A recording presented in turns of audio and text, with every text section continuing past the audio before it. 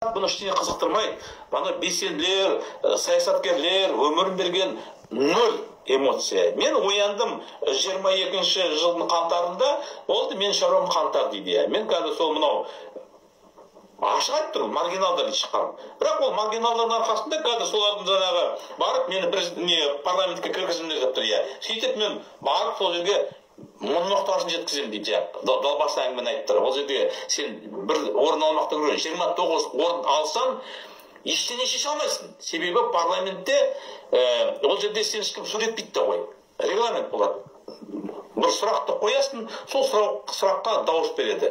Мейлі қандай оямды сен сұрақты қоясың, бірақ сенде 29 дауыс болса, 107-ден сенің дауысың ешқашан да жетпейді. Ал бұл жерде бұлар 3-4-еуіміз барып біз қопарамыз дейді. Атаның басын қопарады. Міне бұл жерде мен бұның рөлін неге көрсеткім келеді, салыстырғым келеді. 2001 жылы 9 қыркүйек күні Америкаға террористер шабуыл жасады. 4 ұшақты басып алды. Ислам террористері арабтар сөйтіп самолеттерді ұшқан атқан бетінде. Самолеттерге ие болып, самолеттерді жаңағы 2 ғимаратты жарды. Нью-Йоркта ма, Вашингтонда ма, Пентагонға бірін жарды, бірі басқа жерді жарды. 4 ұшақты. Сосын оны зерттеді ғой. Зерттегенде кім ұшақтарға отырды, пилоттың жаңағы қызметін атқарды дегенде анықтады, ол арабтың жас жігіттері, олар ешқандай пилот білімі жоқ. Олар кезінде сол Америкада бірнеше 1-2 айдың ба курстарын өткен. Мынау ұшаққа отырып, несін рулін ұстап, оңға, солға, үстіне астына түсіру. Мінекей. Болды. Басқа ештеңені олар оқыған жоқ. Соны жаңағы алып алды, нені кітабын жүтел аламыз деп үйреніп алды. Сол алған жаңағы сабақтарын, мінекей білімін сол жерде пайдаланды бұл террористер. Жаңағы Боинг, үлкен ұшақ, оның жүргізушін жаңағы ұшқыштар бірнеше жыл оқиды, қасында жұмыс істейді, ал террористерге ештеңе жоқ. Міне, оңға, солға, үстіне, астына мақсатына жетті. Мына Динара Егубаева дәл сондай террорист десе болады.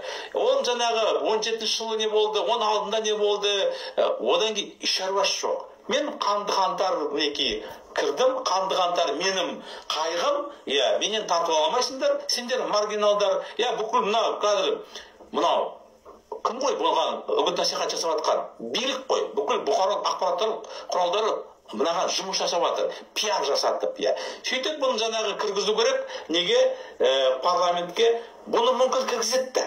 Мүмкін кішкене уақыттан кейін, бұған қарсы сотқа береді, условно бір Кратковская, Динара Егубаева, мінекей 19 наурыз 2023 жылы сайлауға заңсыз қатысты. Себебі біздің заң бойынша 15 жылдың ішінде ешқайда шетелде тұрмау керек. Ал Динара Егубаева 2015 жылдың 2018 жылға дейін Чехия Республикасында тұрды.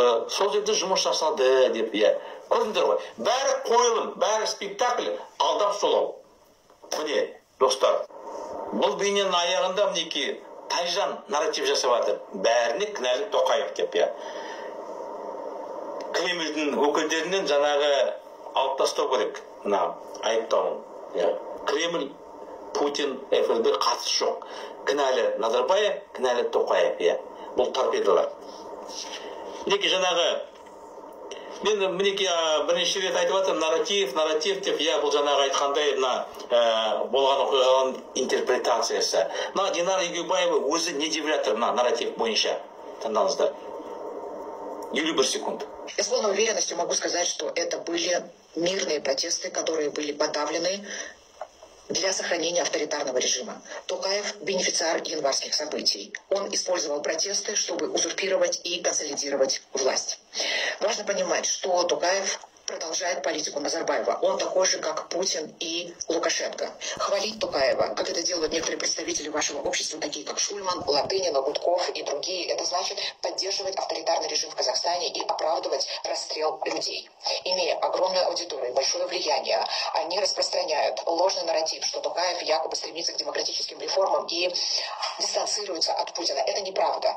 Власть в Казахстане удерживается насилием и репрессиями и поддерживает путинский режим.